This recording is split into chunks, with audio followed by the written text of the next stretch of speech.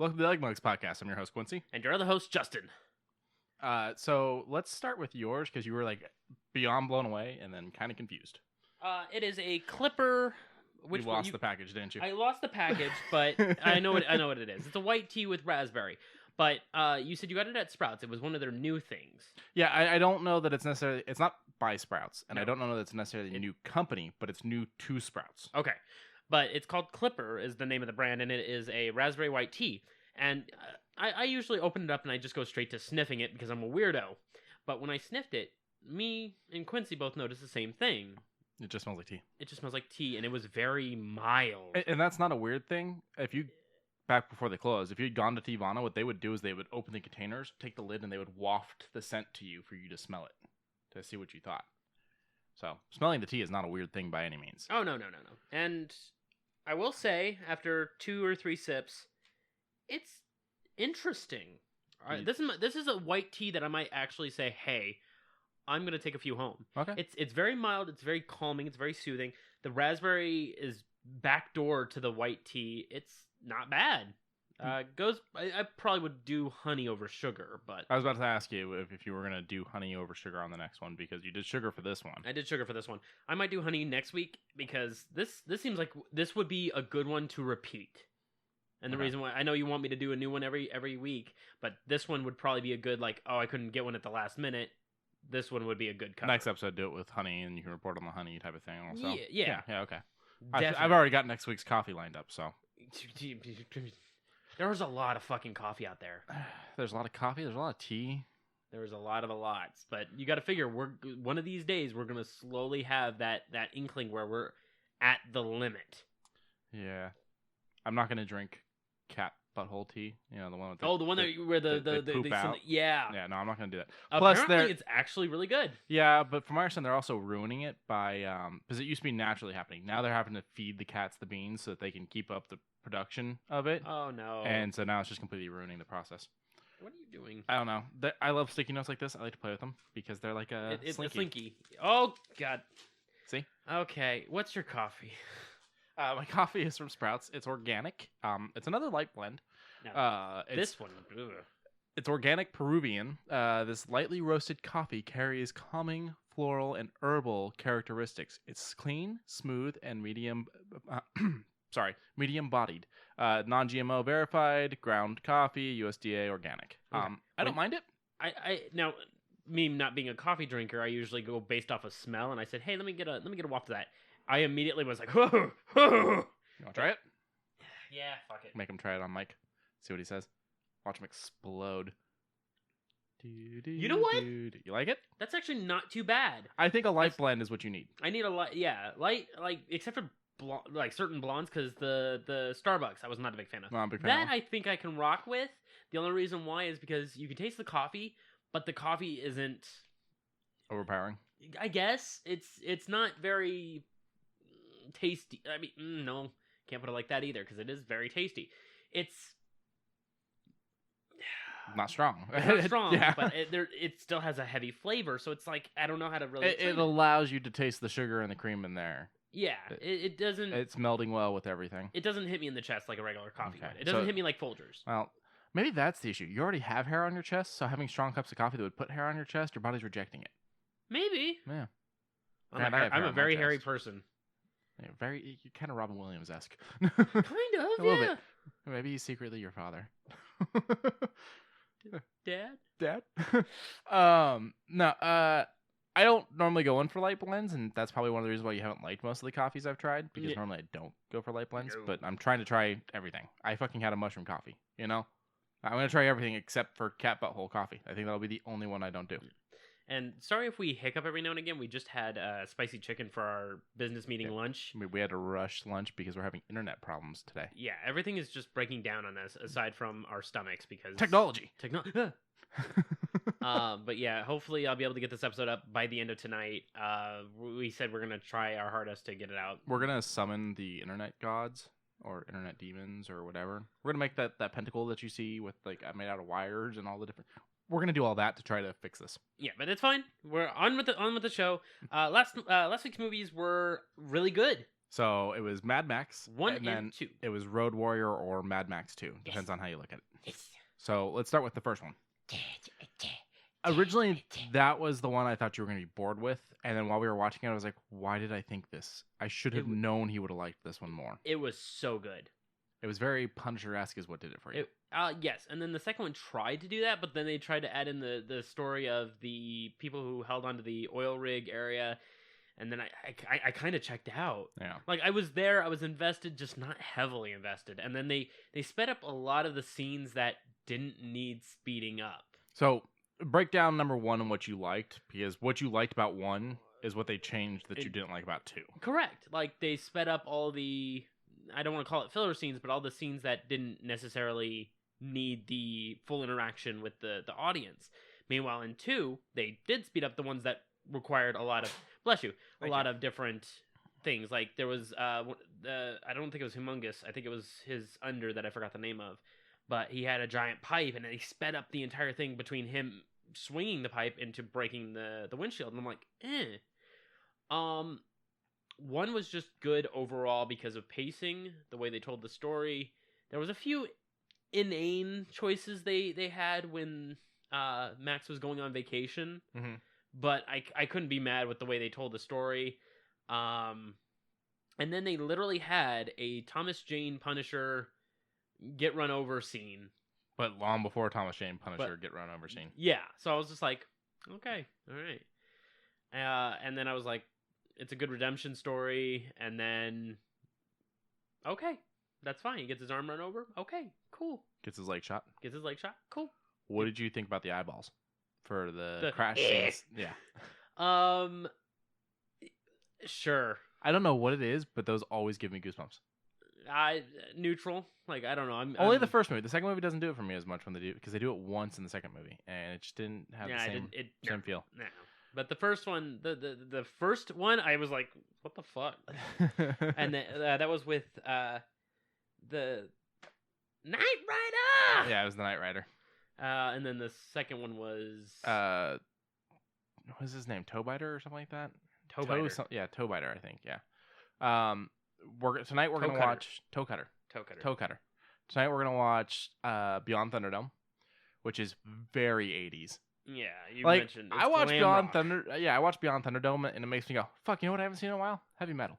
Yeah, I don't know why, other than 80s. So we'll watch that tonight. And then after that, Fury one Road. that you buffed up. I didn't buff it up. You buffed it up. You said, and I quote, it was so damn good. It was so damn good.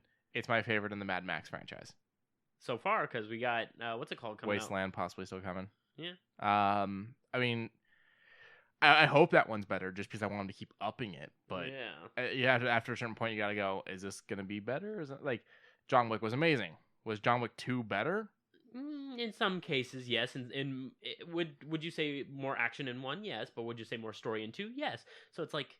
But then 2's got amazing scenes that I just want to keep rewatching. Oh yeah, like the club, the club Undercrypt. That is such a good one. And the nod to... Enter the Dragon with the whole mirrored place. Oh, yeah. That whole thing is fucking amazing, and I just love it. Now, the thing is this is something I can compare it to, is I'll watch both those movies. I'll watch both those movies on repeat. Kingsman 1 is amazing. Kingsman 2, I will pull up the fight scenes on YouTube. Yeah, it's not worth it. I'll concur with you on that. It's just not good. It's not bad. It's not bad. It's just one time, and that's enough. The fight scenes are well choreographed. Yeah. And some of the spots are okay, but not necessarily, they don't hit their spots. They don't hit their marks. That's what I worry about with this sequel to Fury Road. You think so? He's an amazing director. He's an amazing writer, even though he did do Happy Feet 1 and 2, which is a little weird. Happy Feet was a good movie. Yeah, but it's weird that the guy that created Mad Max and has done every Mad Max movie went, you know what? I'm going to do Babe, Pig in the City and Happy Feet 1 and 2. You know, that does come off a little strange. Yeah. But I don't think he's going to do bad with the follow up to Fury Road. I just don't know if he can surpass Fury Road. Okay. You know? Okay, that's a fair acclamation. Yeah. And if it comes out just as good as Fury Road, I'm fucking happy camper. You know? If it comes under, I'll be sad, but if it comes above Beyond Thunderdome, I'm fine. Is the Beyond Thunderdome? Okay. Scale it 1 to 10. Go. Dude, it's been so fucking long. From what you can remember, then go. 6, 7. Okay, so But I rate high though. So we'll say 6.5. Yeah. I don't think it's a bad movie. It's the Oh. weird one out of the trilogy from the original films. Oh, I wouldn't put it past it to be strange. I mean, granted, you got Tina Turner, and Tina Turner was amazing. Yeah. Oh yeah. Hair for days. Yes. Even. Lungs for days. Yeah. Oh yeah. I think you'll enjoy it. It does. There's a flaw, a very simple flaw, but there's a flaw with the way they ended the Road Warrior to people showing up in Beyond Thunderdome. So okay. When we get there, I'll point it out for you. Okay. And then next week we're going to do Blade Runner and Blade Runner. What is the number? 2099. 2049. 2049. 2099 is the comic books. Spider-Man 2099, Punisher 2099. Cyberpunk. The Cyberpunk 2099.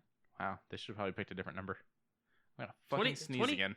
2099, bless you, is a. I think you broke it. Cool. I mean, 2099 is a pretty generic year now for futuristic things. But as soon as we hit 2099, that makes me wonder what the next one's gonna be like. 3150. Like yeah. Well, I mean, reminder that when Back to the Future came out, Back to the Future 2 came out, the year they went back to was 2015. Like they thought we were gonna be fucking far. Yeah, and we're having hoverboards. I mean, they weren't. You know, it was a 30-year difference. Why wouldn't we be further? You're right. And then it's like 30 years later, the internet's better.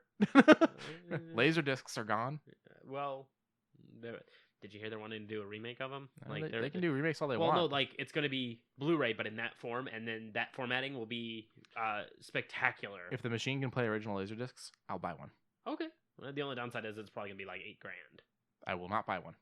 Yeah, they were saying that they want to bring it all back and they want to do better and basically have 4K through Laserdiscs. I got into a conversation with a guy at Walmart yesterday, who was talking to me about how he had a PlayStation.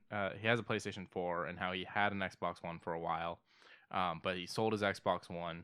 Actually, let me give you his exact quote: "I had an Xbox One for a minute." I fucking hate that line.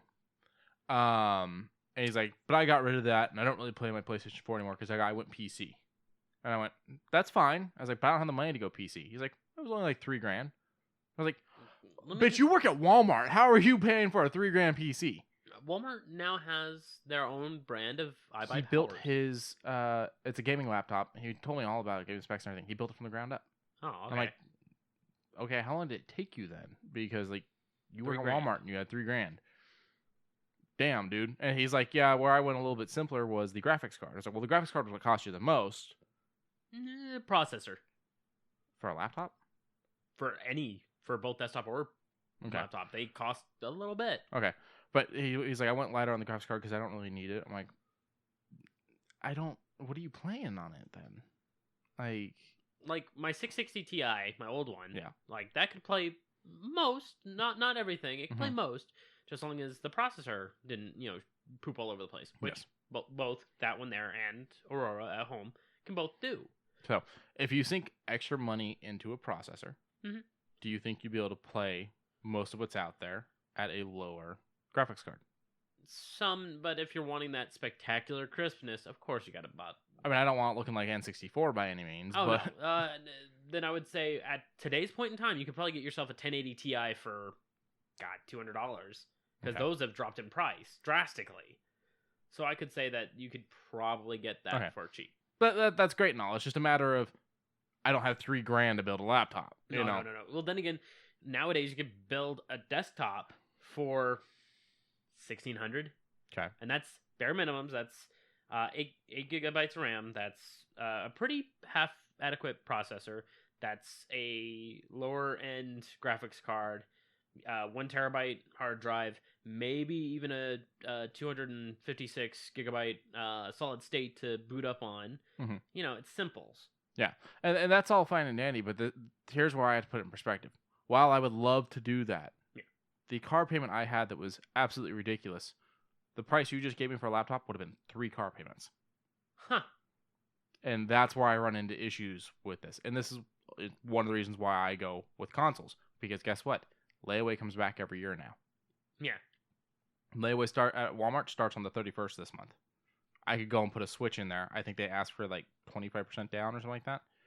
I go in, put that down. I have until I think a couple weeks before Black Friday to pay it off. Do some Uber on the side type of thing, just throwing little bits at it. Before you know it, you've got a fucking Switch, which is an expensive console, but great. You paid it off. Yeah.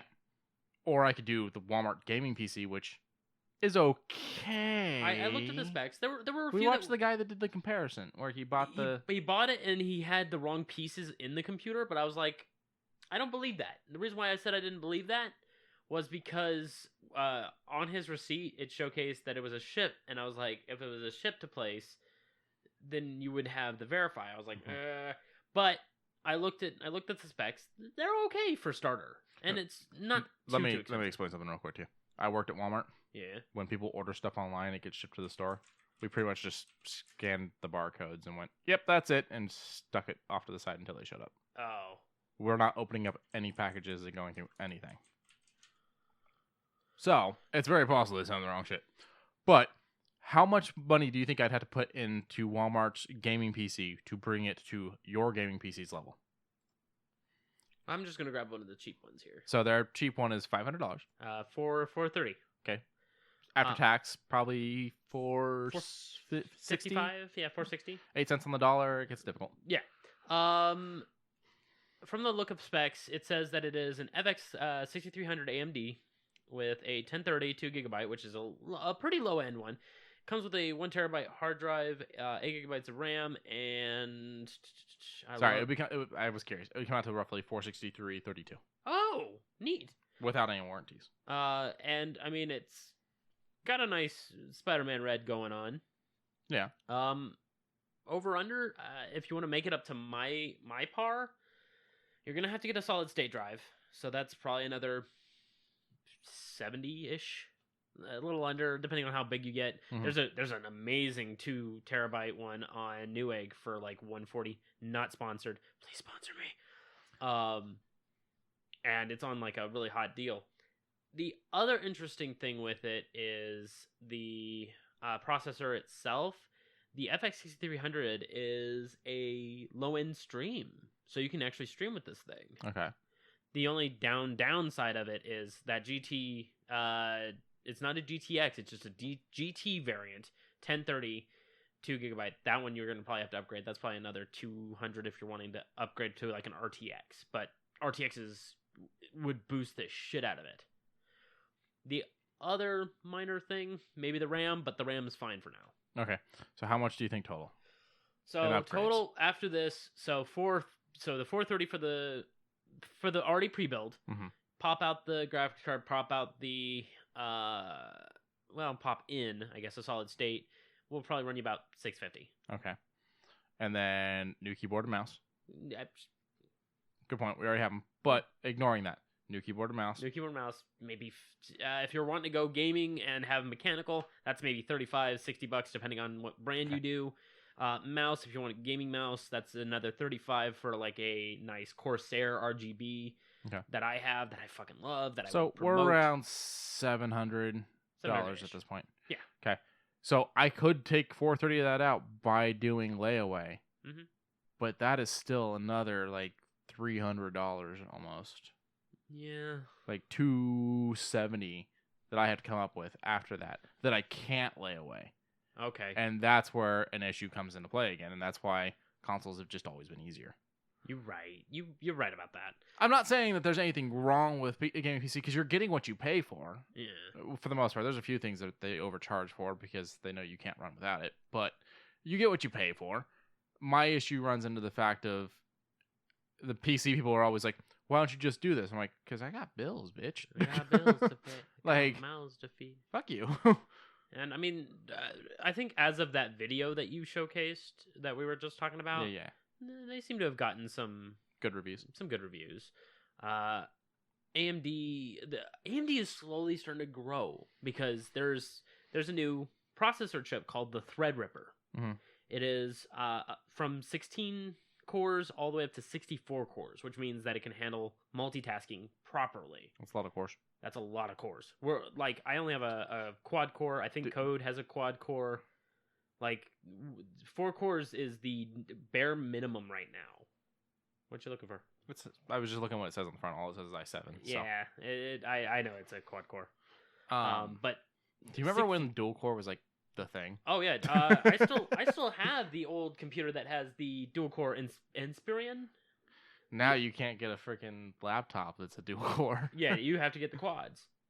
Gotta build them quads. Oh, gotta flex on them. But even still, the Threadripper is fucking expensive, but I want one so bad. I just want to build a top-of-the-line PC and just look at it and be like, anything I throw at it, it will handle. Until you get some company that builds one twice the size of that. Nope, they can keep it, because the Threadripper is said to be future-proof. So I hope that's true, because I think one of the big problems we run into is you have these multi-billion-dollar game companies that go through and they have some fucking crazy-ass, crazy-haired scientist locked away where he's never seen sunlight that builds this next fucking, graphics card or something like that, and that's what they build the game on, and then they release the game, and everyone's like, my computer that I just fucking upgraded can't handle your game, and you're like, oh damn, looks like you're gonna have to get the new graphics card or processor or whatever the case is. I feel like that's one of the biggest problems is they always have the next thing, and that's what they build their game to, and so you're sinking in hundreds of dollars into your console just to find out your console's still behind. Or sorry, not console, PC. So future-proof can be a thing. That's amazing, and I hope it works. Well, yeah. I mean, I just brought up the Threadripper. It's just, as I said, internet problems. Interwebs. But like, I just want something that's just strong enough to handle everything that I want to play. Even if they create that game that says, hey, you have to upgrade your shit again, they can keep that fucking game. That means that your game is too good for us to play. That means your market just went down significantly. But that's the problem is a lot of people don't have that mentality. A lot of people will go, oh shit, okay, let me get the thing you told me to get because it's better. It's better, right? Yeah, it's better. It's going to make my old stuff look good too, right? Yeah. It's going to make your old stuff look good too. Oh, I have to have it then. Well, then that's still a decrease in market because there's people like you and I that can't do that. Yeah, but there's not enough of us like that. 32 core, 64 thread, 4.2 gigahertz max boost. Dude, that price, is that correct? Yes. That price is what the guy I was talking to built something for. Yeah. This is a Threadripper. This is the top of the line. This is future proof. This is something that will decimate anything. God, it's in a case that makes it look like it's gonna go nuclear. Yeah, yeah. The Threadripper is supposed to be the whole thing of tearing itself apart to ensure that it can handle it. It's almost $1,800. Yeah, and that's the thing. It's a fucking processor, right? Yeah, you put a little bit of thermal paste on it, slap it on your motherboard until you accidentally drop it, and you bend one of those prongs. I actually don't think this has prongs. I think it's all magnet. It doesn't show us the inside. There's just all the photos of it in this fucking I can't rabbit's foot fucking case from Mission Impossible. Yeah, I know, right? Yeah, the internet's shitting all over itself, so I can't click any of the extra. I'm just gonna pull it up on my phone. Yeah, the look phone up, works. 2990 WX. Look up the 2990 WX. Yeah. So so you buy this thing. Yes. And they're like, "This is the best there is, the best there was, the best there ever will be." For probably the next 20 odd years, yes. But even still, it's supposed to go further because it's in 5 years they come out with the 2990 32 core, 64 thread, 4.2 gigabyte, 4.0 or whatever, or it's now 34 cores or it's 68 threads. They come out with the slightly upgraded one. How bad do you lose your shit? Not much, because as said, this thing can handle anything. Like if I can get my hand on one of these with a nice motherboard that can handle, SLI, all that nonsense, I definitely would go for it. The only downside is that price tag. Like I would want this. I would want SLI. Okay, yeah, it looks like it's magnet. Yeah. Okay. Magnet screw, and then you put on your heatsink and make it look so nice. Like if I trusted myself and I had the money, I would probably buy it, but have someone else do it because I can't do heat sinks. I could do water cooling, not a problem. It's heat sinks I have a problem with because you have to be so precise. How do you feel about those water cooling computers we've seen where it's like it's filled with water? Oh, full of water? No. Code PC. Water cooled. Yeah, but I'm talking about the ones where it's like you see that it's like filled. Oh, filled to the brim. Yeah, I don't. You know what I'm talking about? I know what you're talking about, and it has like that protective sheet, and yeah, it's like got the bubbles so that it looks kind of fish tanky like. Neutral. Like I'm okay with it. It's just I worry about how water in your electronics. well, no, not just that, but like I don't know how cool it can actually stay. Let's say if you're playing what's a really graphic intensive game. You're playing fucking Black Desert Online, which is highly graphic intensive. Both that graphics card and the processor are heating the fuck up. Is that going to be safe in there? Mm-hmm. And then there's also the thing that I always wonder about is evaporation is a thing. Yeah. I'm going to have to refill this thing at one point? Probably purified, either purified or distilled water. What happens if I get again, drop it, sneeze when I go to refill it? Am I gonna fuck something up? Well, that's what I'm thinking. Like, it probably has like little protection domes. Yeah, I think that's what they have. But some guy in Russia has a vodka cooled PC. That doesn't make any sense. His name is Boris, and it works. Wow. Yeah, it's a very specific brand of vodka and all that nonsense. And I'm just gonna cool everything with liquid nitrogen.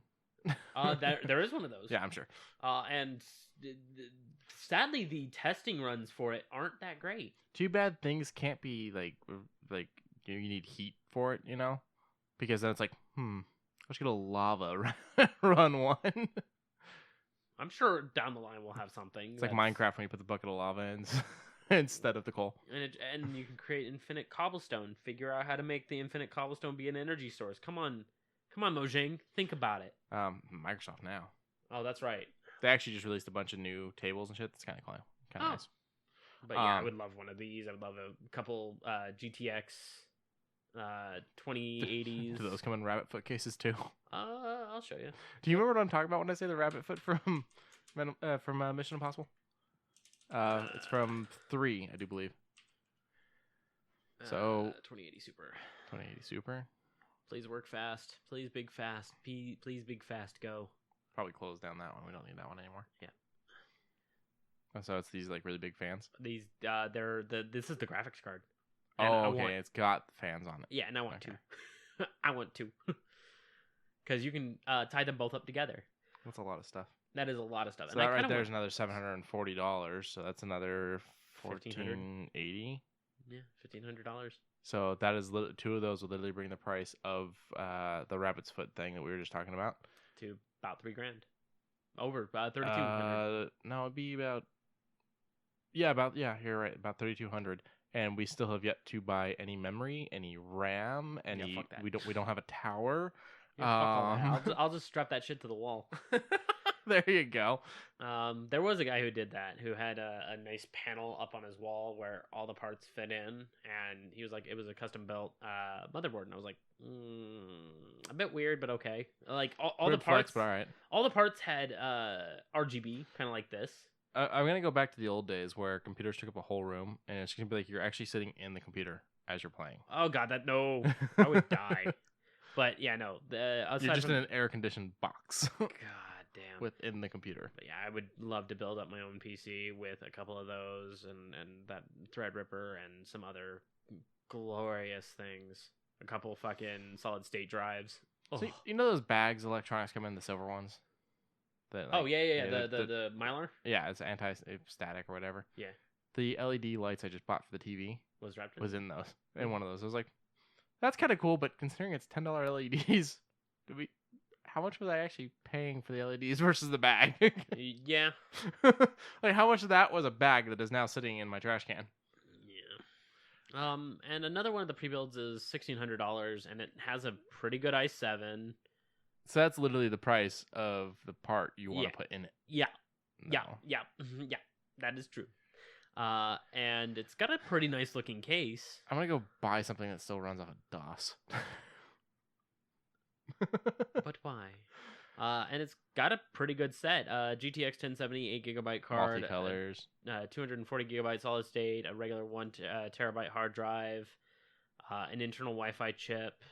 Probably works just as well as this one. Yeah. Yeah. Because this has a solid state drive, it just doesn't have a regular hard drive. And the only thing it doesn't also have is the graphics card. I had to order Oh, that I out. was talking about the Wi-Fi card. Probably works just as well as this one. Oh, no. The new ones are fucking catchers, yo. What is this? Have you heard about this thing that might replace Wi-Fi? It's like The 5G? no. Is that what 5G is called? It still has Fi in the name, but they changed the first thing. I don't know if it's Lo-Fi or something. Lo-fi is the music. Okay, so it's not Lo-Fi.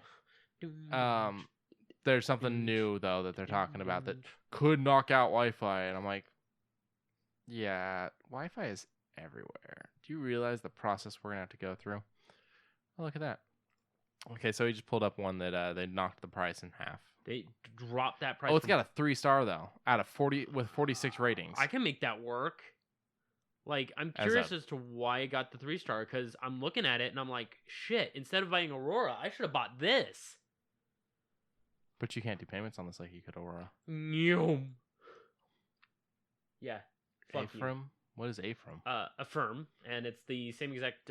I'm gonna stick to Affirm. Okay. Or Affirm. Aaron. Aaron. But no. Aaron. But on a more serious note, I'm paying $90 for mine, while this one's only $70. And it's a little bit stronger. Can Affirm start doing things like, I don't know, like groceries? Can I make payments on my groceries? Then you fall behind on those. I buy toilet paper today, pay for it on Tuesday. Like, I don't see anything wrong with this. It's got a well-built CPU. It's like, I'm curious as to know why there's a 3-star on it. What are the ratings? There we go. It's got a lot of 5 stars, but it's got a lot of 1 stars. It's got more 1 stars than anything. All right, I clicked it, so hopefully it loads up the 1 stars. I'm not even seeing a loading bar. Oh my god. The title is just, I wish this would have been great. Well, yeah, you spent possibly $700 on a PC. Why wouldn't you wish it had been great? When I got into Windows, they had 6 partitions on the 2 terabyte for some weird reason. I didn't notice it at first, but the inspection of the USB-C wire is hot glued onto the motherboard. This basically forces the cable to sit and weigh down on the graphics card, which really makes you wonder if they broke it off. And okay, so in short, just some mild stuff. Because as a QA tester, yeah, that would have probably badgered me a little bit. But I mean, for $700, I would try and push. I try and push around, because this thing seems like it would heat up like a fucking. Oh, this thing is a personal heater. Like, there's no ifs, ands, or buts. There's no heat sink on it. So it is going to be just a push-pull. So the room has to be cool if you want this thing to play some games. Because, yeah, this thing is going to heat the fuck up. But $700. Did I ever tell you what not bad. about Jim's old job? The nuclear power tester? No, yeah, he's not a nuclear power tester, but the nuclear power guy, yeah. Whatever. His old job was fixing basically these giant 3D printers that essentially make all of our digital screens. You're giving your tea a really weird look. Yeah, you have to drink it warm or hot. Did it just like grab your tongue? Yeah, it drank you back. It brought me back. It brought me back to the good old days for like 2 seconds before saying, "Hey, guess what? You're falling through the floor." I took my brother to Korean barbecue for the first time. Yeah. And we ordered tongue. Okay. Which is fine. And he's eating it. And he's like, "That's pretty good." I'm like, "It's tongue." He's like, "Oh, okay." I'm like, "It tastes you as you eat it, or as you taste it." And he's just like, "Oh, why? Why?" He still loves it though. Okay, so yeah, Jim. So he would fix these these 3D printers that were the size of rooms. Okay. Sure. Because they were basically 3D printing digital screens for your iPhones, for your TVs. Yeah. Company actually lost the iPhone contract. Yeah. So he would have to go in these full suits that are making sure he doesn't have any static electricity when he's going in, so he doesn't fry the whole fucker by touching something on. So he had like all these suits in his house that fucking almost look like biohazard suits that he has to wear, so that he's not static, like charged up with static electricity when he walks in. So rubber suits. Essentially. Neat. I mean, he didn't look like a gimp or anything, but No. but yeah. Okay, so buy the Walmart iBuy powers with caution. So how does the Affirm thing work? Affirm is basically you apply to Affirm to see if your credit's fine enough. So it is based off your credit still. Kind of. Like, I managed to do Aurora off of Affirm. Yeah, I'm pretty sure I have worse credit than you though. You can't see it, but I did like a little headshot. We're not gonna say credit numbers on here, no. but I'm just gonna. Yeah. You So should be fine. you think so? Uh, I mean, I'm not gonna go and do it, but yeah, I was curious. So. Okay. Yeah, that's closer to me. Yeah. yeah. So I was able to do it. Impressive. Yeah, and what they do is they look at what the actual thing is. Like it said, $69 a month. Nice. $69 a month per month for 12 months. That's fine, right? Mm-hmm. But then it's like if you have bad credit, they may boost it a little. But as you're doing payments, you're earning points on your Experian or otherwise. So I'm like, okay, that's why I'm now at a little bit higher. I'm glad it worked out for you then. Yeah. Later on, we have to watch this because I'm curious. I'm sorry, a random YouTube video showed up as the up next thing, and I'm curious. It just says the world's lightest solid. Yeah, sure. We'll watch it later. It looks like a Titan. I need to do that first. Oh, I didn't even realize we still had the volume on. Yeah. Bum, bum, bum. Bum, bum, bum. That could have been bad because I was just about to hit play just to show you the last scene of this trailer. Okay. So you want to move on to this then? Yes, I would like to move on to this. Gaming news! So, yeah, did you see that transition? That was actually really cool. That was nice. Like, oh. So, the new Need for Speed just got announced called Need for Speed Heat. I wonder if I can get it early through EA Access. Probably, but even still, I would love to get it. I would love to play this. The reason why is it kind of brought me back to the good old days of Need for Speed. Running from the cops? No. Believe it or not, Underground 2 didn't have cops. See, you liked Underground 2 best. I liked it just because the music overall, but the game just felt good. Yeah. The boosting felt good. Everything just had weight to it. The turns made you feel great. You know, it had no bad. Even the worst car can beat the best car in that game. Except for the Skyline. The Skyline just fucking devoured everything. I'm looking up right now to make sure I have the right one for the one I liked. The Most Wanted? Oh, no. I figured it out. It was Hot Pursuit. Oh! 2010's Hot Pursuit. I actually really liked that one. Yeah, that's pretty good. And I liked how you could interact with the environment to... Kafuddle. Yeah, fuck with the cops and try to lose them. Yeah. Drive through a donut shop, a giant donut falls on their cop cars. Yeah, that was kind of reminiscent of how things could have been done in, like, Split Second, if you remember that one. I remember Split Second, yeah. It kind of sucks that game didn't kick off. But Criterion kind of came in for the last one. It was Need for Speed Payback. And Payback wasn't so bad. I got it for free. I don't know if I played Payback. 2 years ago. The last one I played was the newest one that was just called Need for Speed. I never touched that one, but I kind of want to try that one. It looks good. Oh, I don't like that. I suck at racing games, but I could always play Need for Speed. I suck at this game. Yeah, because this one kind of is more realistic. You can't really drift. It has those lines on the ground that you have to slow down for or something. That's not even so much that because Forza kind of does that right now. Forza kind of does that. I'm just like, I don't want to slow down. I want to handbrake my way through. I think the issue was that I had been out of Need for Speed games for 5 years, maybe or 6 years, 7 years, however long I'd been. And it's so just like driving though. Yeah, and we both know how good I am at that. Gripping onto the fucking oh shit bar. Fun fact: today is the 15th. 12 days ago was the 1-year anniversary from my accident. Yeah, I missed my car. All right. No, actually, I'm not that bad of a driver. But playing racing games, I've always been bad at, and I think that's why I liked Hot Pursuit because it wasn't a racing game per se. It was just it was a driving game. It was just a go. Yeah, but that wasn't what this one is. This one's very much a racing game, and it's got an interesting story. The cutscenes aren't bad.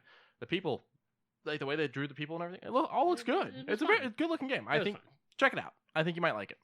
So Heat, I'm just excited for just because it kind of gave me that nostalgia. It made me feel like Little John was about to pop on the radio and be like, ba-da-dum, bum, bum, ba-da-ba-da-dum. That's another thing. I don't like today's music, so playing modern racing games, they're all playing songs I don't listen to. Yeah, the only one I will say that I played recently that I was okay with the radio was, I think it was Forza Motorsport 3.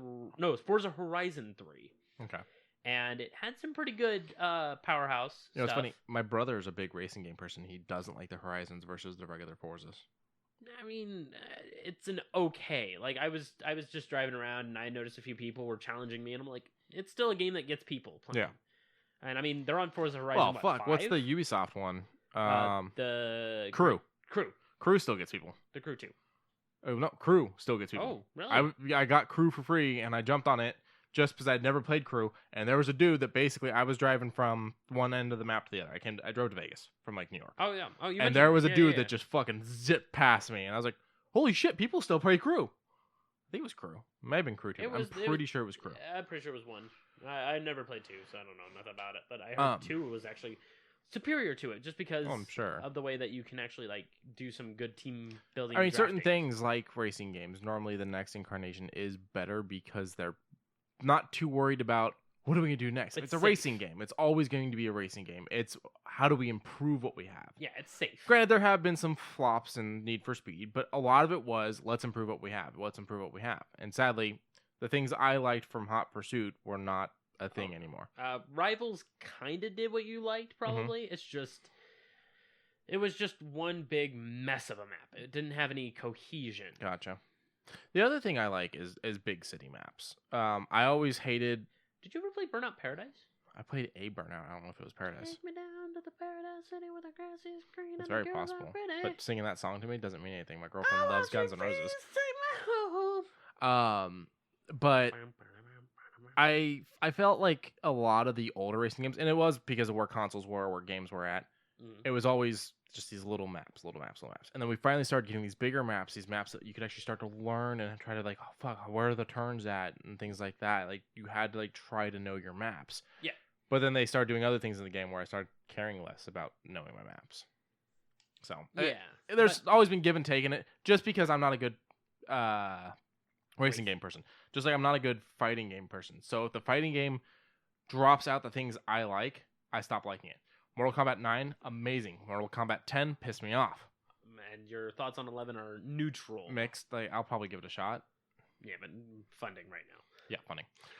But I mean, I've been always a fighting game aficionado. Yeah. I don't think I'll ever be thrown out of a fighting game. Like, but you're good at them.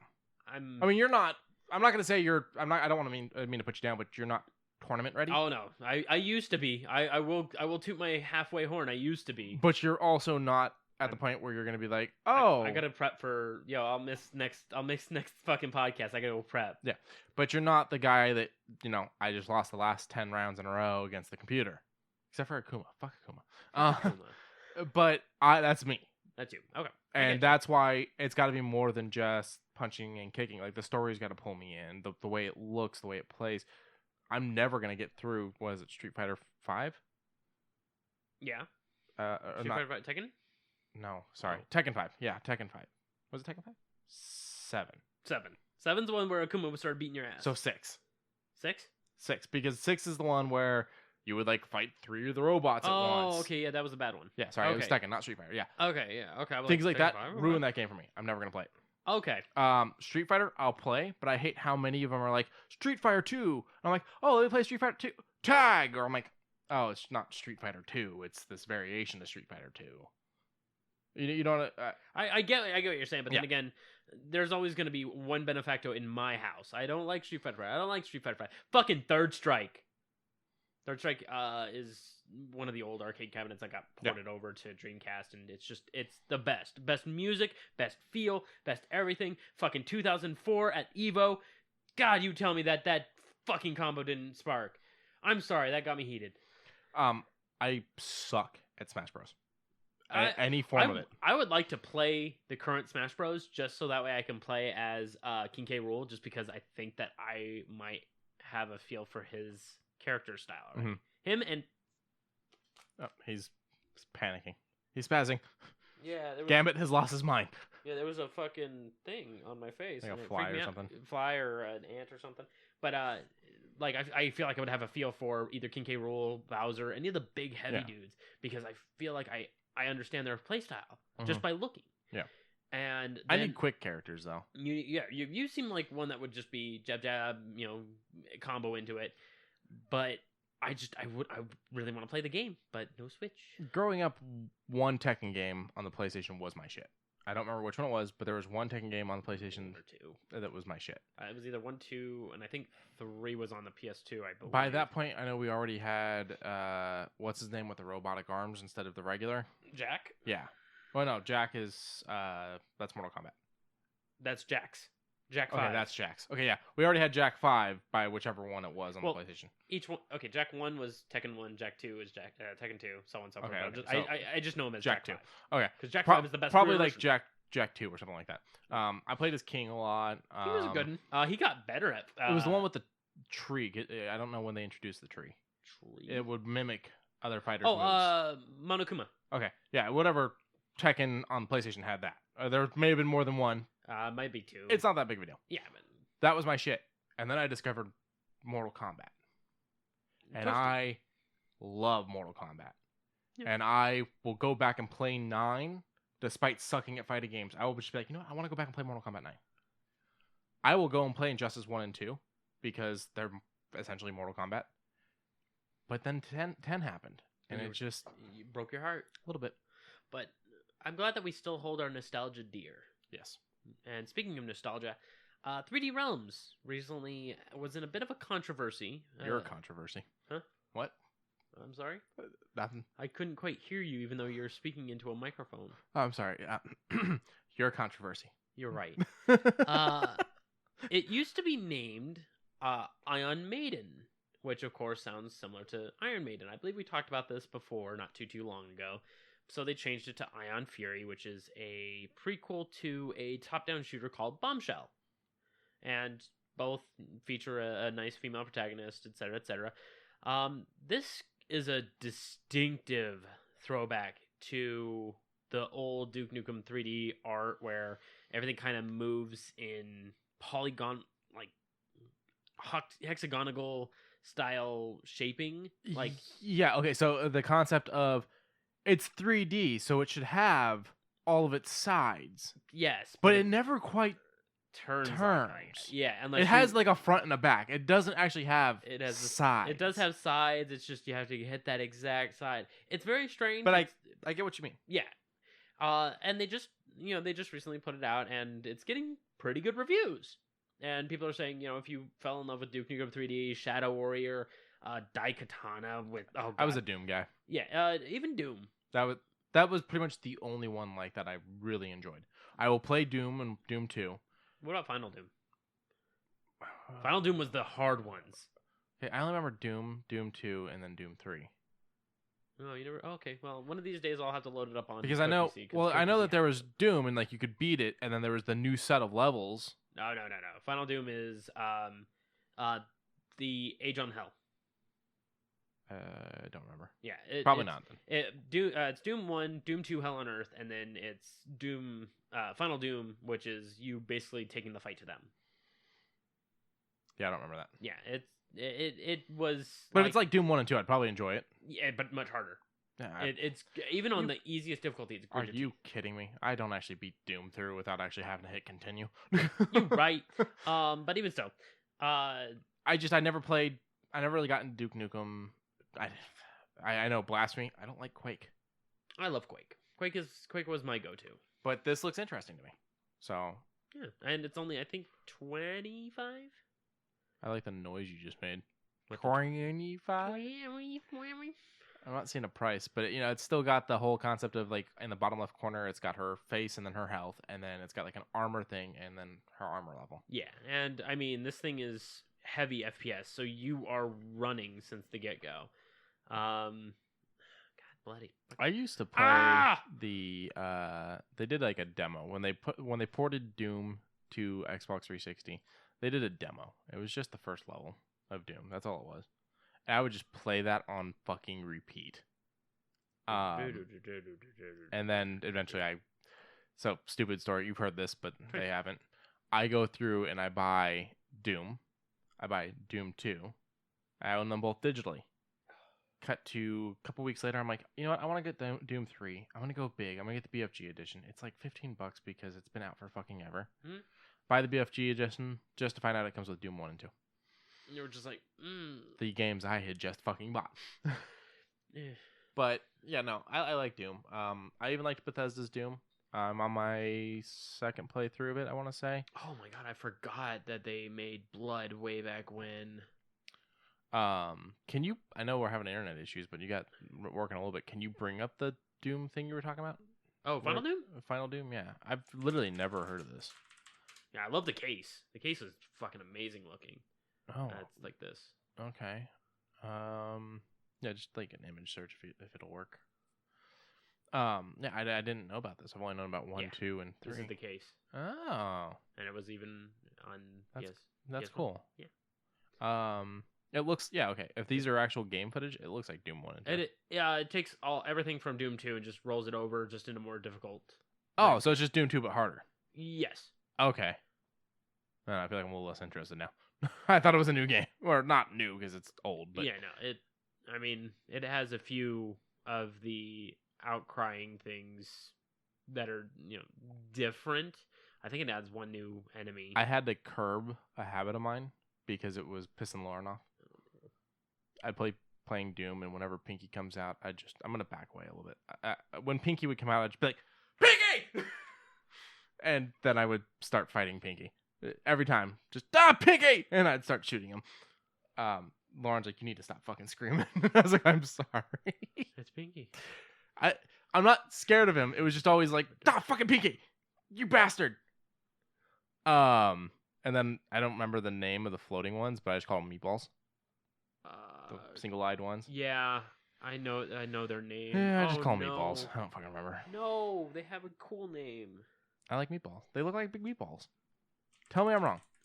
They do. Just put in one-eyed floating monster Doom. One-eyed, one-horned, flying purple people eater. That will get you something completely different. Oh, Pinky! Yeah, that's... Cacodemon. Cacodemon, that's right. I didn't mean to. Do you have a favorite Doom monster? I think mine's Pinky. Cacodemon. Mine would probably be just the imp.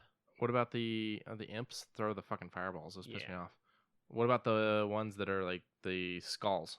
Not the floating skulls, but like the ones that like the revenants. The skeletons. No, the revenants are the revenants. The ones that if you get up close, they just start punching you. I meant the skeletons, the ones that like got the rockets on their shoulders. Yeah. Yeah, those would be those. Okay. Yeah. Let me see. I like those ones a fair amount. No images. But yeah, I enjoyed almost all of them, but I prefer the imps because they're the most common and they're the most bothersome overall. What was the Revenant zombie? is the one. The zombie was just like a dead looking dude, right? Yeah. Just like basically it was just a human that was back. Yeah. Okay, what'd you think of the movie? I'm sure we've talked about it on here, but I've never seen it. You never seen the Doom movie With The Rock? Yeah. And I Carl saw, Urban? I saw Carl maybe Urban? I saw maybe 2 minutes total. So I enjoy the movie, and a lot of people are like, "Why?" And I'm like, because the movie did some things I really like. Okay, yeah, The Revenants. The movie did something I've always wanted. So it's got its story. It changes things a little bit, yada yada yada. And then right before the big final battle, Carl Urban's character goes through this whole thing where you are now seeing through his eyes, and it goes full on first person, like you're in the fucking video game. And I was like, this is so fucking cool. And a lot of people hate that. A lot of people were not a big fan of that. And I thought it was the best part of the movie. I mean, as a viewage, I guess that'd be fine, but I haven't seen it, so I don't know how... We'll watch it one of these days. It'll go on the list. Okay. I enjoyed it. The BFG's in it. You know, like it very much paid respect to the game. Yeah. I just wish we had actually seen them go to hell. That's the only thing we don't get that I always wanted. Well, it probably would have been better for the sequel anyways, because they come to us first. Yes. Then we go to them. Yeah. So it would have been probably good for the sequel. If they decided to sequel. If they had decided to do a sequel. Plus, Carl Urban's fucking badass. For a while there, Carl Urban was doing this thing where he kept being in these roles where it's like, it was amazing movies, amazing roles, but everyone just was ignoring the movies. Doom, Dread. Oh, yeah. Like, he was killing it. I liked him in Dread. I thought he was great. He was the one that said, I'm not going to take the helmet off. Because that was like one of the biggest issues with Stallone's Dread was that he took the helmet off. And you never see... you're getting ready to say it. I knew No. Was that Dredd doesn't take the helmet off in the comics, but he takes the helmet off all throughout that damn movie. In fact, half the movie he doesn't even have a helmet to be wearing. Yeah, no. But Urban was like, no, I'm leaving it fucking on. Like, well, I'm not taking it off. No. It's gonna get hot. I don't give a damn. And then he was great as Bones. Yeah, and, he was very good as Bones. And now I'm 2 episodes from finishing off The Boys, and he is amazing as Butch. He is a grit tooth kind of guy, and I like that. And he's a Kiwi. Oh yeah, that's right. Yep, he's from New Zealand. I was talking about the accent. I was like, I love how great he does it. And Laura's like, he's British, isn't he? I'm like, nah, I know he's not American. No, I said I thought he was American, and we looked it up, and I was like, oh, you know what? Fuck, I was right. I was wrong. You're right. Kind of like he's a Kiwi. He's not British, but he's definitely not American. Speaks British English. Yeah, he does very well with it. There's a great scene. Are you gonna finish The Boys? 2 episodes in. Okay. I'm asking you, like, are you enjoying it? You're gonna watch it? Yeah. There's a scene coming up where he just says the thing about I'm gonna stomp you, and it's fucking great. When you get there, you're gonna know what I'm talking about. And you're gonna laugh. Okay. But we can get back to video game news. I'm sorry. No, it's fine. We need to pad for time because we don't have a lot of news today. We have news. Just not a lot of it. Yeah. So, Violition. I thought they closed down and sold out to THQ, but apparently they're working together. So they're doing another Saints Row, maybe another Dead Island, or something that I am personally excited for. Time Splitters. Which one was Time Splitters? Angry man goes back in time, sounding like Vin Diesel. Has to go and find all these bits and pieces of these time shards so that way he can just go back to when he first got sent away to fix himself. So that way he can create a time loop that will be forever in a good loop. I have a feeling the time travel in this would piss me off. Believe it or not, I actually prefer the time travel in Time Splitters. Okay. Because it actually has like an ancestry that you go back through, and it's like, wait, you look like me. Am I your dad? And he thinks about it and he's like, no, I'm your great grandson. You look more like my great Pretty much. And great aunt. And then he's like, okay. And then so basically you just pick up a gun, shoot a lot of people on your way to getting the shard, pick up the shard, end of level, next level, new timeline, or new time. Gotcha. That sounds interesting. I mean, that's Time Splitters 2. I don't remember Time Splitters 1 too much. I remember that one was more focused on mechanics than story, if I recall correctly. But Time Splitters 2 is one of my staples as both a good single-player game and a very fun multiplayer game. So now, I'm actually a fan of Saints Row. I have played all of them, including Agents of Mayhem. I will say 1 was enjoyable. 1 was fine. 2 was a lot of fun. 2 was fucking amazing. If you have another person to hang out with, oh yeah. 3 was great. The DLCs were all right. Yeah, I'm making a hand gesture. 4 is where it got rough. I only played 4 for like 2 minutes before I checked the fuck out because I was like, And 5 was repetitive as fuck. However, the whole singing, that's Got Out of Hell. Oh, okay. Got Out of Hell's 5. However, they get the devil to sing and everything. That whole thing was actually kind of fun. And then you have Agents of Mayhem, which I got you to play, and it was okay. Not bad. It was okay. I mean, there's characters that he was like, oh, I think I like this one. I was like, yeah, I like it, but I never really pulled into it too much. I've been playing other things lately. I enjoy it. Now I don't know how much you remember about number 1, but your character doesn't talk in it. No. Until you're taking down a final boss. Yes. And there's 3 final bosses. The 3 rival gangs. No, it was the Luchadors in the sequel, I think. Yes. It was the big tattooed Samoan-looking dude. There was a chick. Oh God! Yeah, I don't remember. I gotta look it up. But you can beat them in any order. It doesn't matter. I didn't know he was gonna talk at the end because I went into this completely blind. I did not know anything about it. Johnny Gat is not a villain. How dare they put him on the villain list? Jules, I'll give you. But when you beat this one at the end, she starts talking about her like fashion or something, and your character finally says something. And like I said, you can beat any of them in any order. So he says something with each boss. It just so happens the one I beat is the one that when he beats her and she's talking about her clothes, he calls her out about her fashion being from last season. And I'm like, this is the best way I could have ever played this fucking game. I'm the guy that always gives them the Australian accent when I play 2, 3, and 4. Same. I know. It's a really good one. Johnny was my favorite character, and I think that's why I didn't like 3 as much as I liked 2. Because Johnny is gone like right after the beginning of 3. Yeah. And then he doesn't come back until a little ways into 4. Spoilers. Yeah. And then you play as him in Gat Out of Hell, but Gat Out of Hell is... there's a lot of things. It's not that big of a deal. There's a lot of villains. I mean, you're talking 4 games, and that's if they're not counting Agents of Mayhem or the mobile game. Yeah. because there was a mobile game too. Yeah, I recall. But Is he really an evildoer? I mean, he's literally got people killing each other on a TV show. He pulled up Professor Genki. Genki. Genki?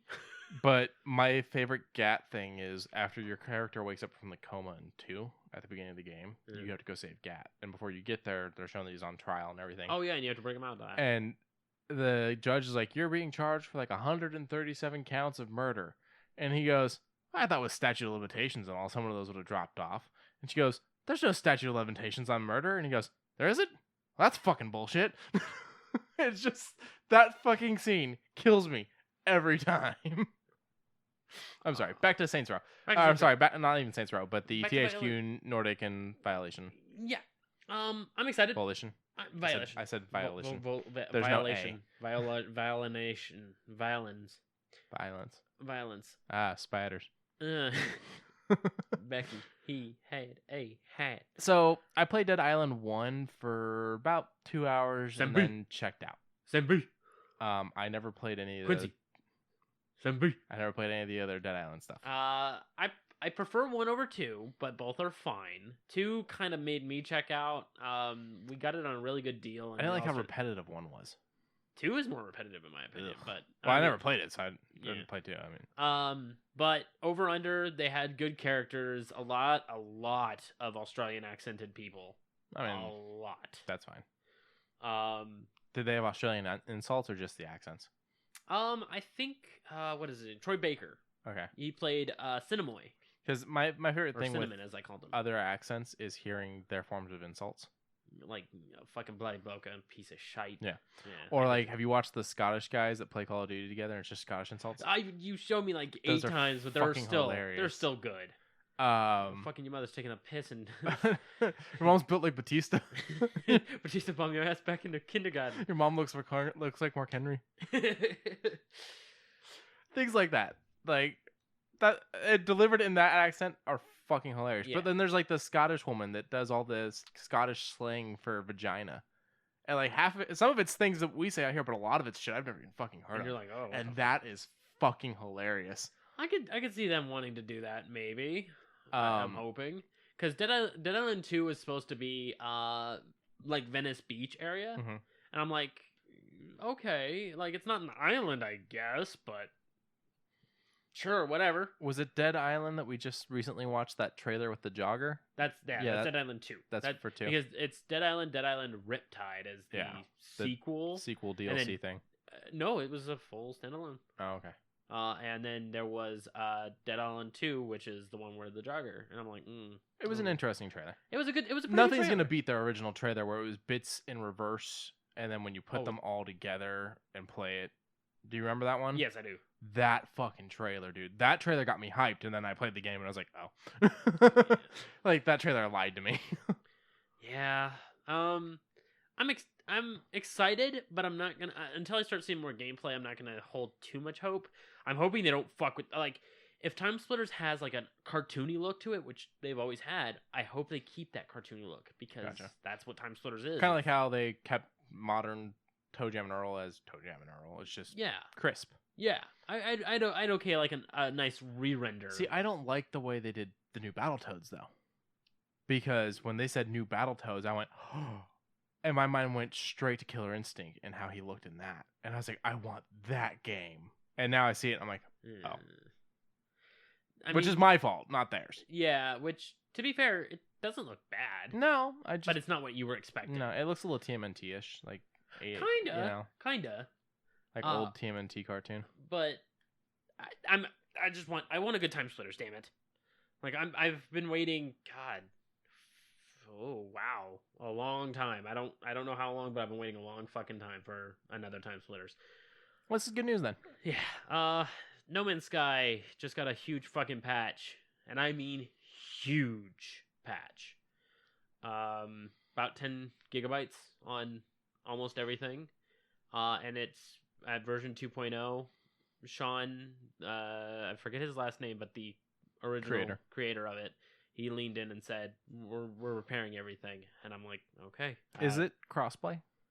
I don't think so. It's PlayStation 4, so I doubt it. PlayStation 4. It's on Xbox One now, and I do PC, believe. But originally it launched on PlayStation 4, so I doubted that it would be. It's on sale on Steam for $30, Yeah. which is not bad for a nice space exploration game. They just overhauled the multiplayer, so hopefully that means that you can play with your friends at a much easier cost. Gotcha. Other than that, yeah, I recommend it. It's just everything controls different in VR, so be aware for that if you happen to be shifting up to the VR variant. I think I'm gonna. I mean, I have the VR, but I think I'd stick with regular over that. But I'm glad he's fixing it. I'm just like, fuck, dude. It took a while. So it's literally been years at this point, hasn't it? It's about 2 years. Yeah, it's a long time. What else you got? Anything else gaming? Because I have some gaming. No. Okay. Let me hit my gaming really quick. Yeah, okay. I mean, I technically do, I guess, if it's my reviews on Sigma and the new Pantheon upgrade. Well, you can talk about that if you want. Yeah, real quick. So, I've played a little bit of Overwatch. Popped onto Sigma. Oh, I'm sorry, I'm already bored. No, Yeah, I'm fucking I with mean, you. it's shit. He sure as shit acts it. Like, I tried super hard to just be an engage, because that's what he wants to be, is a good engaged tank. Couldn't do it. He looks like he needs a little bit of a buff, but at the same time, he seems fine. I don't know. It's a weird playstyle for me. I went back to being a support. New Pantheon. That boy can dance. He just throws up his spear, says, "I'm landing right there." Oh, I was busting a move in my seat. I'm sorry. Yeah, that's fine. It's fine. You were having a good old time. But New Pantheon's a fun little trip, but they should have kept him alone. They should have left him the way he was. Maybe increase cooldowns a little bit. Did a little bit of change, but he looks good. Looks fine. I like his Dragon Slayer Pantheon skin that he has. When he throws his spear with his ult and he lands, he sprouts these dragon wings. And he just leaps up into the air and just a giant dragon roar as he goes in. And I'm just like, that's fucking cool. What is the difference? There's different kinds of dragons. There's the ones with legs and the ones without. It's with wings, without wings, with legs, without legs, worms, wyverns, and just full-blown dragons. See, I knew you would know. I like the fact that, they come up with these different skins that, it's not just, oh, he has a new tunic, it's like it alters the way everything looks. Oh yeah. They even for other games, like I just recently got back into playing Destiny 2. I'm like, I'm going to give it some more shots. And I just got a new teleport down from my ship. And it's like, yeah, with that one, I can plug whatever in anywhere as long as I have it unlocked. But it's like the fact that they didn't just go, well, yeah, you've got a ship and you've got how you look. They even went to the point of, well, yeah, you can change the way you appear on planet. I was like, that's fucking cool. I didn't buy it. I fucking earned it because I don't buy anything with real money in that game. Yeah. There's a bunch of shit that's like on sale right now in Eververse or whatever it's called, where you like the And I'm like, I'm not doing it. No, I can't. You can't see making that purchase. So I have bought cosmetic stuff for games before. Bought. Okay. Bitten. Bitten. Botted. I'll take that one. Botanist. But there's never been anything there that I went, ooh, I want that. Like, they got some fun, goofy stuff for Ghost right now where you can have him like wearing a single-eyed sunglass or he's like in a pool floaty or things like that. For summer. Yeah. Oh, that's kind of cute. Those are kind of cool, but I'm not going to spend $5 on that. No. But like when the game first launched, and not first launched, but when they did like their big relaunch for number 1 when the final DLC was coming out, there was this whole thing about how you could buy it and get the Gallarhorn and all that shit. Not at all why I got it. I got it because it was all the games in one for like $30. That was why I got it. And my buddy James was just like, "You bastard, you got the Gallarhorn." I was like, "I'm sorry." Yeah. I actually love the Gallarhorn. The Gallarhorn's a great weapon. And then I went through and actually did the process in game to unlock the Gallarhorn just because I wanted to. I figured, why not? Yeah, fuck it. But yeah, let me move on to my gaming news. Yeah. No, it's not much. So, in several towns throughout Japan, if you want to pull these up and see what some of them look like. I'll do my darndest. If we can. They have been designing manholes with Pokemon characters. And they're actually really cool looking. I only caught a few of them. Hey, look at that. The internet's actually working. I like these. So like the first one that's pulling up, it's Eevee and what Flareon, it looks like. Is that Flareon? Okay. It looks like Flareon, but I'm trying. It's chugging. Yeah, they're very well done, very detailed, and it kind of brings some fun to an otherwise boring object that is required in society. We need to have manholes, and this is a nice way to handle them. They look like the collectible coins. Yeah. My other thought was they could do this, which they are, and this is amazing. I love it. The other thing I thought would have been cool is if they had done the gym badges. That would be, well, yeah, okay, then it would need to be all the regions badges all across, But the regions are based off of, originally the regions are based off of islands in Japan, so like they could do it per island. But I like this. I'm not saying don't do this. This is amazing. Keep doing this. Yeah. This is fucking great. This works. You're never going to get anything like this in America. Yeah. We have manhole covers in some places that are like, they've got like special designs for the city seal or something. That's about it. They've got the rest of the evolutions for Eevee.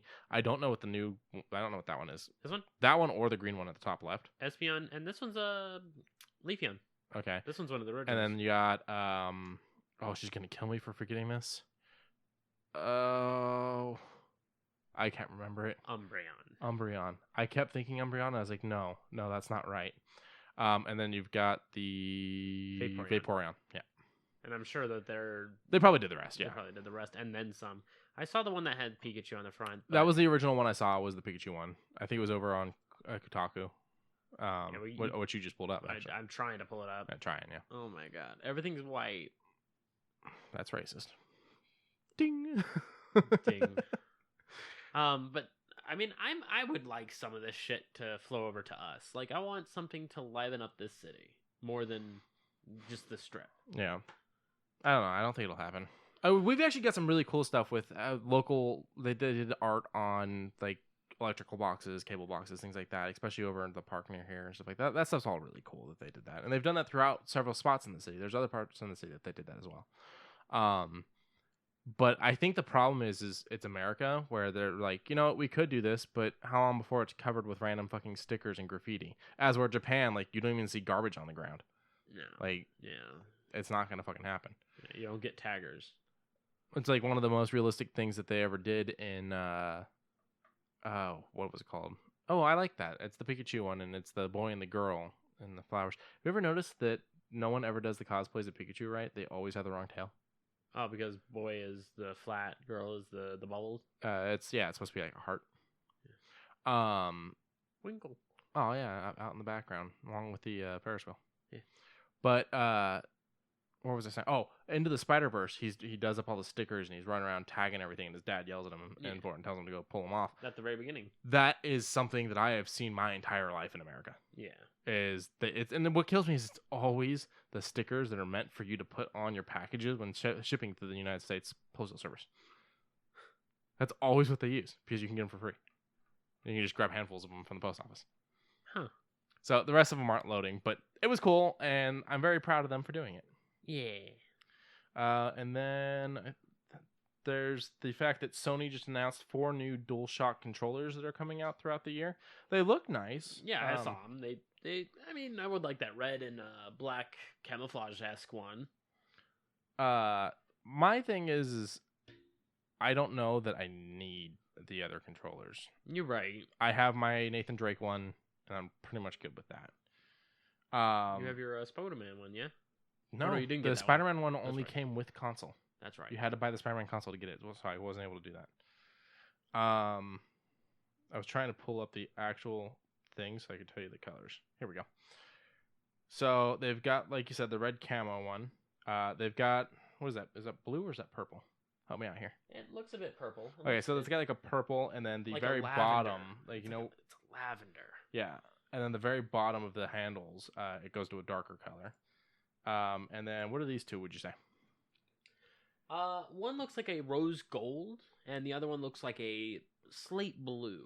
And they both do the same thing again, where it's slightly different towards the bottom of the grip. Yeah. So I find it really weird. Like, these are all great controllers, but why is it 3 are basically the same thing, where it's just a solid color and then darker where the grip is, but then you've got the one random red-black camouflage?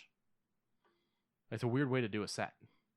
I mean, they're not technically a set, but it's a weird way to do a lineup. Yeah. I mean, if it had like a competent theme, like if it was all pastel golds or pastel shines, Yeah. that'd be fine because the rose gold and the Or if slate they were- blue were pretty good. And then like maybe not, I don't want to say a chrome, but like a shiny black or like a shiny deep red. Or if they were all the camouflage. Or all camouflages, that would work too. Or matte colors. Ooh, I would love matte colors. You don't see too many of those in controllers. It's because they scratch easily. They do. Like anything matte like that. Yeah. Carbon Carbon fiber? You can do carbon fiber. Carbon fiber can look really good if it's done right. Yeah. Like I had a buddy that did carbon fiber inside his car. It looked really good. Yeah, I would maybe like carbon fiber, but on the inlay of the actual fibers themselves, like a color. Yeah. That would look really nice. That would be painstaking though. Yeah, my buddy did like his dashboard and his steering wheel and like different little parts inside the door panels and stuff like that. He did all carbon fibers and everything. He got melting it all down and everything. Oh, Jesus Christ. Yeah. Because otherwise you have to pull all that stuff off and dip it. And that's a pain in the ass. Yeah. We can move on to this. I don't have any more gaming news per se. Ba-da-ba, shoe news. So we got to get a better song than fucking ripping off McDonald's. Well, ba-da-ba-ba-ba and yeah, we only shoe news. That's too different. Yeah, we partially not enough to be sued. Find me a new chord then. BCAD. There's a piano downstairs. So plenty of chords for you to use, bitch. So Adidas has decided to do another Dragon Ball collab. This one features Oolong the pig and his love for female panties. God, I wish I was joking. Not just love for, but also being. Like the face on there and everything. Yeah. So it's a fairly not complex. It's a very simple shoe, but the stitches one has his head and then maybe half dozen pair of panties tossed My around. big issue is two things. One, I'm not going to walk around with a pair of shoes that has panties on them. Two, it's pink and white, and not that I'm a man that won't wear pink, because I will wear pink. I have worn pink on this podcast. You just can't see. My issue is that the pink is so light and the white is so light, it's going to get fucking filthy. It's going to get scuffed. And I am not the person that's good at keeping their shoes clean. And then the bottom, the actual sole, the part you walk on, it's like a fluorescent green. It's like a bright fucking neon green. It's got really weird, like, divots and shit. Yeah. Interesting. I wonder if those were just style or if they're trying something out that might, like, help with your foot. I don't know. All I know is it's a collaboration effect, and I mean, the shoe looks fine. It's just the weird panties on them. I don't know. It was just something to pull up. That's all I can really say. Other than that, I don't got no more shoe news. No more shoe news. No, there was a possible story that we might follow up on next week, but is that all you have for now? Anything else you want to pull up? I know we're still having internet issues here, but yes, we are. Because I got a few things left, and we still have some time. So yeah, I have one thing. Okay. You want to hit your one thing? My one thing is Invader Zim. Enter the Floor Pisses tomorrow. Oh, actually, do you have two things? Because you could talk a little bit about your reactions to the Rocco movie. Oh, okay. So, the Rocco's Modern Life Static Cling. It was very good. Mm-hmm. It was very simple. Had an opening message. It had a lot of the in-jokes that we enjoyed from our past. Had I would say maybe 95% of the voice actors, because I believe one passed away. That I don't believe would roll over, but they had the guys doing the idiotic geckos. Oh yeah, we definitely we definitely drive a car all day. Did you? We drive it real well. Who was your favorite character? Out of Rocco? Yeah, Spunky. Yeah, I was gonna say Spunky too. Like that was gonna be my go-to. Spunky actually has a bit of a role in this one. He doesn't get a lot of airtime, but he gets enough to make you notice, because back then the internet wasn't too big. It just started off. So during the maybe second or third season of Rocco's was when the internet was coming out. So this one talks a little bit more about the internet. Yeah, I mean, there's an episode that's come up as famous recently because of people being like, "Oh, we were too young," yada yada yada. And it's realizing that Rocco worked at a sex line for a bit, which are still a thing now, but not what they were back in the 90s. No, now they're a bit more grotesque and dirty. Yeah, and dying out. Oh yeah. So, and like having the idea of your job being replaced by a 3D printer that's printing what you're supposed to be selling and just distributing it. Yeah. And I'm like, that's kind of true. Comic book shops are kind of slowly whittling their way out. But at the same time, the ones that are being supported, like Maximum, they're sticking around. They have the big savior definitely was the success of the Marvel Cinematic Universe. Oh yeah. There were times when we talked, and things weren't looking good. There was possible closures, and then Iron Man blew up, and then Iron Man 2 and the Incredible Hulk, and it just boom, boom, boom. The Incredible Hulk did well. It did okay. It did well. It did well. Yeah, I'll pull it up because that's not working more shit. Yeah, you're right. And Edward Norton would have been great to continue on, but I'm happy with Ruffalo. Mark Bag of Ruffles. Yes, Mark Bag of Ruffles. There was something you were talking about the other day, and I was asking you if it was a nickname, and you swore it wasn't. I still don't believe you. What was it? I don't remember now. Okay, so it was 150 budget, made 263. Yeah, so it almost didn't make it, but almost doubled it. So it's a success. I'll give you that. And it's part of the cinematic universe. It is a part of the yes. So I'll give you half a clap. Sure. Half a clap. Fuck you. I deserve a full clap. Just one single.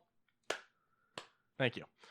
But that has gone down as one of the big saviors for comic book shops. And then also the fact that they adapted, the fact that they are no longer what they were.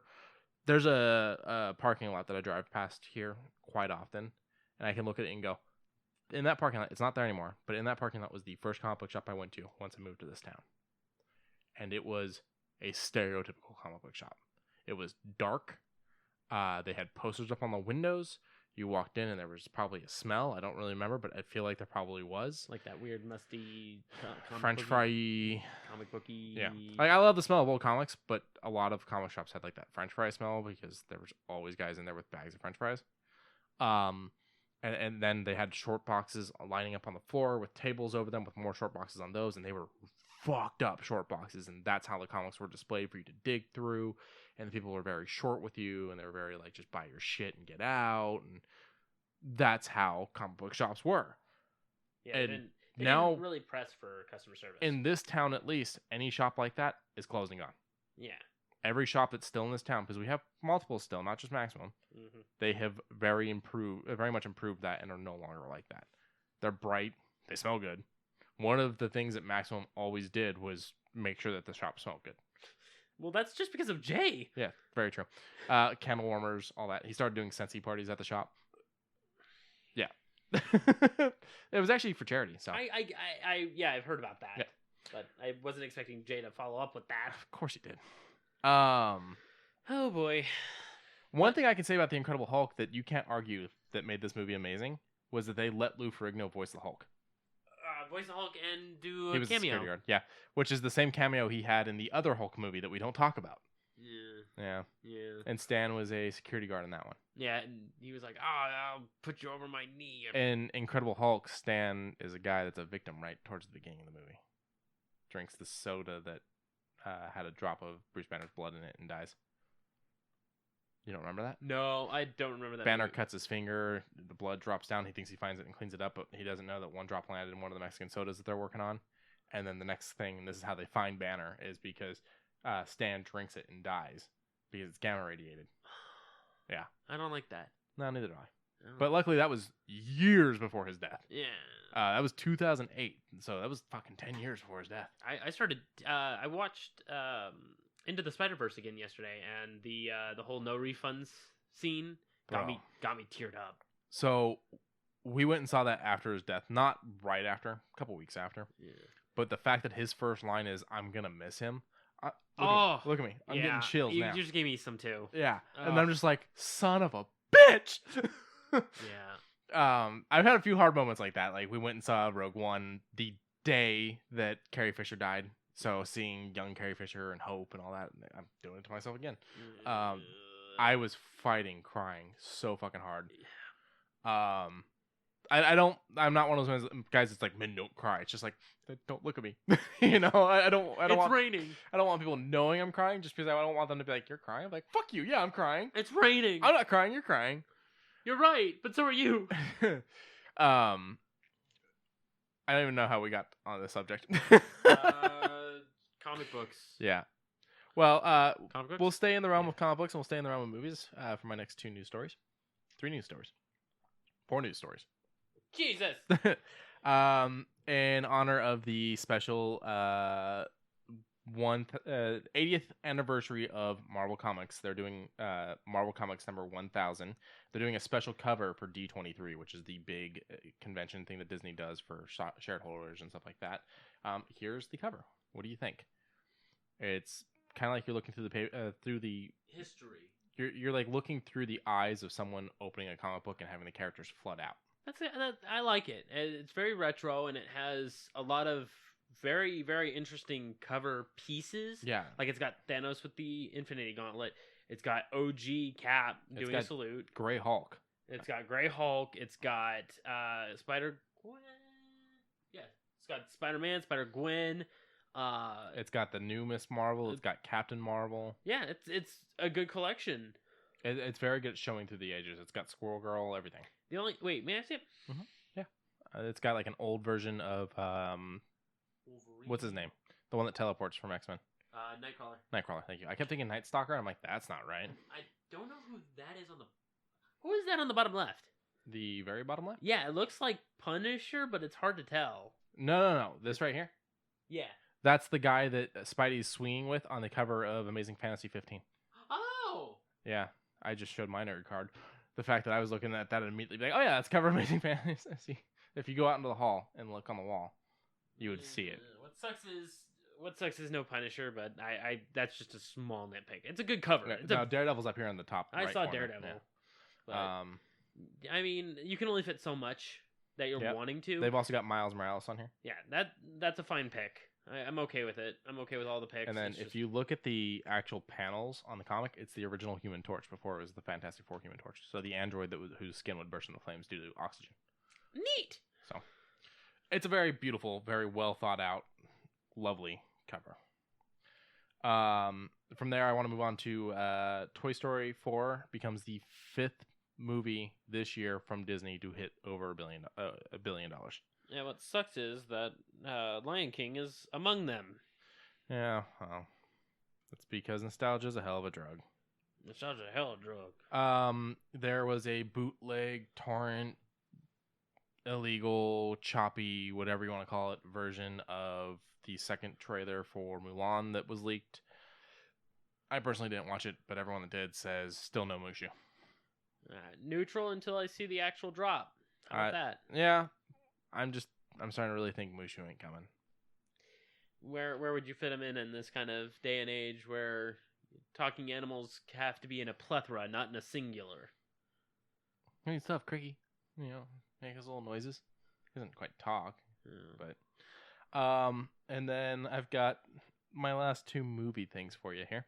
All right. One of the Russos came out and said that he wishes they had the X-Men. I do too. So that for the snap he could have dusted all of them except for Wolverine because he would have loved to see Wolverine fight Thanos. And that would have been a short ass fight. I mean, it depends. Like, does Thanos have the gauntlet? Because then he can just snap him away too. Does Thanos not have the gauntlet? Because then it's just to do with they can't die coming at you with adamantium claws. Yeah, but you also, I mean, Thanos is supposed to be like an actual fighter, yeah? Yeah, no, yes and no. He really relies on the gauntlet once he has it. I mean, he was tearing up worlds long before he got the gauntlet. Oh, yeah. So I'm going to go yeah. Yeah, I mean, someone who can't die versus someone who's exceedingly well at fighting. Yeah. I don't know. And I feel like, again, this brings us down to, do the Russos know what the meaning of half or even means? And I rebutalized with the thought of, you got to figure overall half, not just half of the mutants, half of the human. Okay, so half of the planet. So half of the planet. So okay.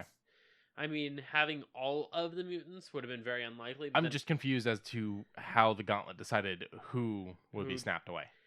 And I don't know. 50. You have literally a coin toss of whether or not you are gone, and I don't know. I do know that in the original comic, Wolverine does survive the snap. So, but is he one of the only mutants that does? I don't remember. Hmm. It's been a while. I'll reread it. Out of sake of brevity, let's just say that he is the only one out of just pure chance. Yeah. He got the lottery. Mm-hmm. You know, he is the only mutant out of the entire X-Men set that does live. That would actually have been a really good twist and really would have had him like pop in during that major final scene and be like, need a hand, bub. He can't do the cigar. Oh, that's right. Marvel Disney has a no smoking rule in the Marvel movies. Find a toothpick. Give me something. It's not gonna be the same without the cigar. I think this is gonna be the one issue bringing him over. He's not gonna drink. He's not gonna smoke. He needs to stay at Fox. I think. I hate it. I hate to say it. That sucks. And then I have one last thing. From the makers of Sharknado comes Zombie Tidal Wave. And I'm not fucking with you. Yeah, you saw my blank slate of a face when you told me that. I really was not having a good day when you told me that. Were you having a good day before I told you that? I wasn't having a bad day. We hit up Zia and we were just walking around enjoying the world. Yeah, good point. That's about all I have this week. It was a lighter week. Yeah. We would probably have been a little bit better off if the internet had cooperated, because there were a few things that we wanted to bring up that were like big articles and big debates, like the introduction of the mechs into Fortnite, and then the removal of the mechs into Fortnite, and then the piss off that was people are pissed off they're here when they took them away. People are pissed off they're gone. Things like that. Yeah, I don't know. And I played one round with it. That's all I can. I can't give too much because I hopped into the bottom portion. The guy topped into the top, I think. And then he self-destructed. We took out 4 guys. I was like, okay, cool. Even though we're doing solos, this guy's helping me out. And all of a sudden he hits the fucking self-destruct, runs off. I die. I'm like, okay, you bitch. I will say I've been playing some Worms WMD, and the mechs in that are kind of fun. There's a couple of them. I've enjoyed them so far. There's like a tank. There's an actual like little suit thing. I like mechs. Mechs are fun. Mechs are alright if they're done right. Yeah. I feel like every mech game I've ever played though has been very broken or very repetitive. Yeah, I can see that. So, I can see a little bit of essence of repeat. Granted, I haven't played Titanfall 1 and 2, and those are the ones that are supposed to have gotten it right. So Titanfall 2, I could say, for a game that requires you to be around that mech, it doesn't get too repetitive. Okay, that's like good. there are some scenes where you're like, I gotta get back in the mech. Ugh. Yeah. But then your mech has an AI that pretty much she says, "Here, I'll just throw you over there." Mm-hmm. You're like, "Oh, we're doing fastball special? Okay, yay!" That's kind of cool. Yeah. So I mean, I'll eventually play it. They're available through EA Access. I still have some time left on my EA Access, so it won't expire till next year. So yeah. So I mean, if you get a chance, one's okay. It's basically casting the line out, see how many people bit. 2 is where they got it right. Yeah, that's my opinion on it. Cool. All right. That's all I have for this week. You good? I'm good. All right. So with that, I just want to remind you guys that we have some bills to pay. So go ahead and check out our link at the bottom for Tokyo Treat. Get yourself a Japanese treat box monthly for a very low price for some really delicious treats. As well as you can follow us on Twitter, Facebook. Eventually, we'll probably get the Instagram running. I don't know about. We'll see. You can also email us. See, it's been a long day already. Ugh. The big place to find us is on Twitter, both our personal accounts and our joint account for the podcast. You can find all that in the show notes. Like, subscribe, tell a friend, send carrier pigeons, let everyone know. Thanks, guys. And if you want to support my gaming addiction, there's the Humble Bundle monthly. I get $8 back for whenever anyone signs up for that. Very true, which means the more things he can play, the more things he can review for you guys. Yeah, I mean, I still have a lot of games that I need to review now, but more for the future. I'm gonna start giving him homework. I already have homework with the movies. I'm gonna start giving you homework for video games.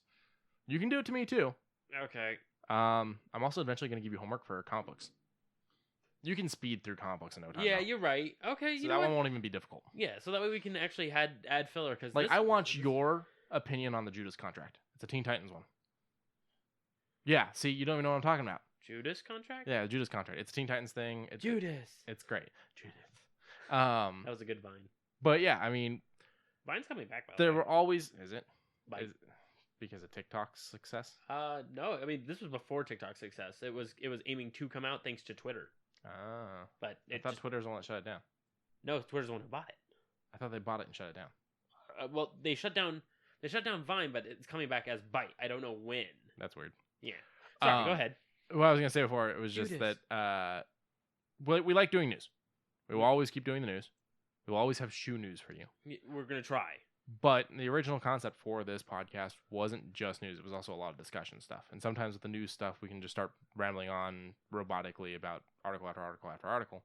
So giving each other homework is a good thing. Yeah. And also the listeners giving us homework is a good thing. That would be nice. Like, if there's something that you haven't heard us ever talk about, but you think we might be interested in, throw it at us. Like, right now, my own base homework for comic books is they just finished up with the League of Legends Lux. There you go. Comic. So I'm going to check that out. All of it's free, by the way, on League of Legends website if you want to check it out. And I mean, personally, I'm going through the Longmire series. I actually do ratings on Goodreads, and every now and then I write full-on reviews. And I also write full-on reviews on Audible, too. So I'm not just about watching movies. I am slightly cultured. I do read. Or at least listen to audio versions. So, whatever you guys want to hear from us, let us know. That's, reach out to us on Twitter. Reach out to us on Facebook. Please. Email us. It's us. I think the only place you can't contact us is probably Reddit and Tumblr. Reddit, you can find me at u/CliffXThirst. You can't find me on Reddit because I literally only lurk. I lurk also. I don't really post, but I mean, if you happen to talk to me there, I'll get the email. And what was the other one you said? Tumblr. You can still find me on Tumblr at CliffXThirst. Yeah, I don't have a Tumblr. We could make a Tumblr for the podcast so we can figure out stuff to post. Yeah, I mean, Quincy gave me an idea earlier. I had showed him something that I am doing a little bit of home brewing for D&D. My mind works in very mysterious ways when I wake up early. And let's rephrase this. His mind somehow works. Yes. And I wrote out an entire class for arachno druids, which are arachnid druids, and it actually came out well. So my mind just goes, and I hope that I can think up more things later on and make some homebrew stuff, because you had mentioned that Paizo looks for this kind of stuff. Yeah, Paizo does things where you can send in not necessarily homebrews, but mini campaigns, stuff like that. Yeah, and I'm like, I guess I could do a mini campaign. The big thing is, and I think I mentioned it to you before, and the issue was you can't be referencing like movies and music and stuff like that. So you can't be like, oh, and then you walk in there and you pick up the statue and replace it with a bag of sand, and the big boulder comes after you. Like, it's like, okay, that's obviously less Raiders of the Lost Ark. Yes. So can't do things like that. Yeah. Okay, but that's enough rambling on about that. We appreciate you guys. Hopefully you guys actually reach out to us. We've only received one email from someone, and well, to be fair, the email is not the biggest place for reaching out. We tweets, are getting more follows on Twitter, though. Yes, we are. So thank you, guys. Yes, thank you. We do still have the Patreon. If you think of something that we can do on there to get your money, please let us know. That too. I mean, we do want to do the increments of the 5, 10, 15, 20, 25, whatever the normal increments are. I mean, it doesn't have to be by fives. I know $50 increments, things like that. So, I mean, even if it's like, you'll give me $50 if I read you the dictionary, I'll probably do it. At least A through B. Okay.